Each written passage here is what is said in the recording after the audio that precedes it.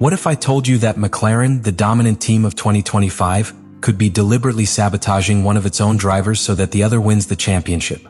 Crazy? Maybe not so much. Today we are going to unravel one of the most controversial episodes of recent years, the alleged sabotage of Oscar Piastri in Mexico. But was it really sabotage? Or are we falling into an easy narrative? Stay, because what you're going to see will make you rethink everything you think you know about McLaren. The 2025 Mexican Grand Prix should, in theory, be a celebration for McLaren. The Woking team arrived as world champions of constructors, having consolidated a technical evolution that took them from being solid contenders to total dominators of the grid. In just one weekend, everything changed. The 34-point lead he had over Norris after the Dutch GP evaporated until he was trailing by a single point. That brutal fall, as sudden as it was disconcerting, was not seen as part of the natural dynamics of a championship. It was interpreted almost immediately as a symptom of something deeper, murkier, more dangerous. Social media exploded with suspicion. Independent media, paddock journalists, and specialized channels began to echo the theory that until then seemed unthinkable. What if McLaren was sabotaging Piastri? Because the facts, at least on the surface, gave rise to bad thinking. From the first contact of the MCL-39 with the asphalt of the Autodromo Hermanos Rodriguez, the sensations for Piastri were anomalous. These were not piloting errors or extreme external conditions. We are talking about a sustained pattern of loss of performance in each session. In free practice, the differences with Norris were already notable: half a second in FP2, 0.6 in FP3. But the worst was to come in qualifying. Q1 was the first red alert. A DRS failure left Piastri lacking speed on the straights, a critical disadvantage on the circuit most affected by altitude all season. The DRS in Mexico is not a luxury. It is a vital tool. And losing it on your first-timed attempt is equivalent to throwing away your confidence and control of the session. The problem was solved by engineers, but the psychological consequences were already present. The feeling that the car was not responding as it should, just when the most critical part of the championship was being played, was devastating. Q2 was no better. Piastri, who normally advances effortlessly to the final rounds, had to squeeze 2 hard laps to ensure his passage. On a circuit that allows no mistakes, that meant compromising his tires and his preparation for Q3. And then came the final blow. Q3, Lando Norris, perfect, imperial, meticulous, takes pole.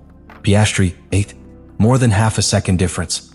A margin that had not been seen between the two since the first races of the previous year, when the Australian was still adapting to F1. Was all this the product of one bad day? A technical coincidence? Or was there something else? For many, it wasn't just about poor performance. What set off all the alarms was the context. The season was already decided for McLaren in terms of constructors. They had won. Only the pilot's trophy remained. And if there's one thing that teams have proven time and time again in recent F1 history, it's that when there's nothing else to win as a team, they can be tempted to favor one driver over the other to guarantee one narrative, one result, one champion. Thus the seed of tension was sown. A tension that is not new in F1, but that has rarely felt so visceral, so personal, so divided within a team that, until then, seemed the model of perfect harmony. But when there are 2 pilots fighting for the same throne, and one of them falls inexplicably, suspicion soon blossoms. And this is where the controversy gets complicated. From the outside, the story is clear. Oscar Piastri sank inexplicably. However, analyzing the technical records reveals a much more complex narrative than simply, the car was bad. It all started with the DRS failure in Q1. A technical detail that may seem minor if one does not understand the aerodynamic nature of the Autodromo Hermanos Rodriguez. The altitude of Mexico City, more than 2,200 meters above sea level, significantly reduces air density, which means that downforce behaves differently, drag is lower, and the straights further punish any loss of aerodynamic efficiency. DRS, which opens a flap on the rear wing to reduce drag, becomes absolutely vital. And Piastri lost it on his first-timed attempt. Although the team fixed the problem for subsequent attempts, what was lost was not just a technical component, but peace of mind. Because when a driver enters a critical session knowing that an essential system in his car may fail, his approach changes. Your driving style changes. And that uncertainty settles like a shadow on every curve. But the problem wasn't just that. The loss of time did not only occur on the straights. In fact, telemetric analyses by the race and Planet F1 revealed something disconcerting. In top speed, Piastri was practically on par with Norris. sometimes 1 or 2 kilometers per hour slower. Nothing out of the ordinary due to differences in curve exit or small configuration adjustments. Another anomaly emerged in the evolution of the car throughout the weekend. Piastri and Norris used the same aerodynamic specifications. There were no major divergences in the base setup. However, the differences remained constant. From FP2 to Q3, Piastri lost between 4 and 6 tenths in each session. No Formula 1 engineer would allow one driver to be so far away from the other without making drastic corrections. But in this case, either they weren't done or they didn't work. Was this a matter of misconfiguration or was it something more deliberate? On the internet, theories pointed to several fronts. Alleged manipulation of the motor map, deliberately suboptimal suspension settings, or even mechanical sabotage in non-detectable elements such as pressure sensors, brake calibration, or software settings. All this, of course, without concrete evidence. But when the driver himself cannot find an explanation for what he has experienced on the track, it is normal that the public will not find it either. Additionally, the technical team assigned to Piastri led by Tom Stallard has historically been efficient and meticulous. This is not an inexperienced or improvised group. So the inevitable question is, if the tools were the same, the engineers were the same, and the car felt reasonable, why was Piastri so far off? Once qualifying was completed in Mexico, the tension at McLaren was not limited to what happened on the track. The real crisis began in the hallways, in the evasive statements, in the glances that avoided contact, in the thick silence that covered the paddock like a dense fog.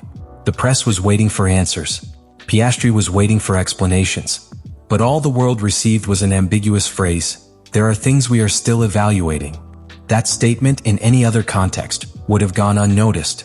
But in a team like McLaren, which had been characterized by transparent communication and its image of unity, it was an anomaly that could not be hidden.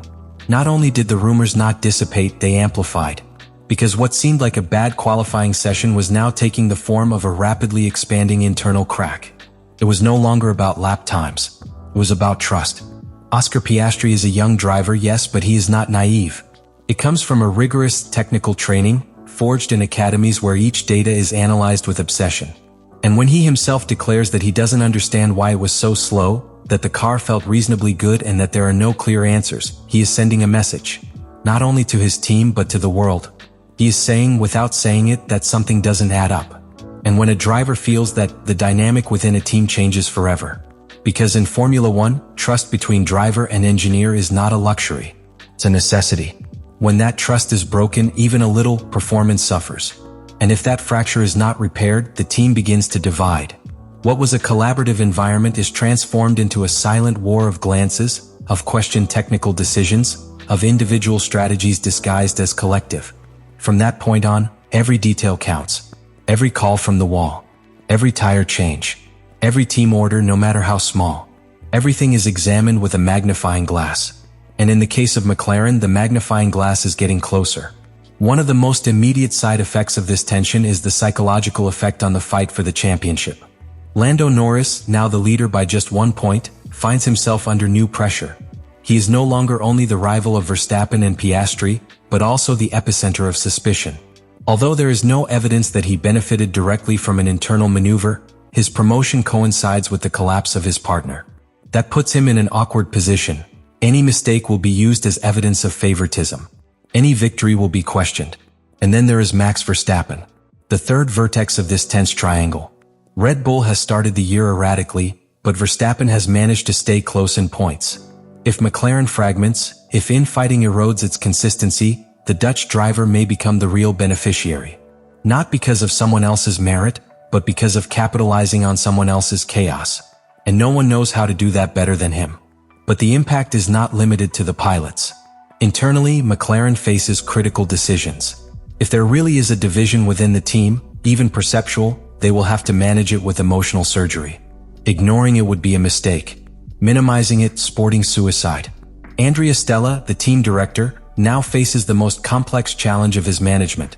Keeping together two drivers who no longer share the same level of faith in the neutrality of their environment. Do you think Piastri was really sabotage? Or was it simply an accumulation of technical factors and poorly managed pressure? Do you trust that McLaren will maintain equality between its drivers until the end of the season? Or was this the moment when everything broke inside? Leave me your opinion in the comments. I want to read what you think about all this.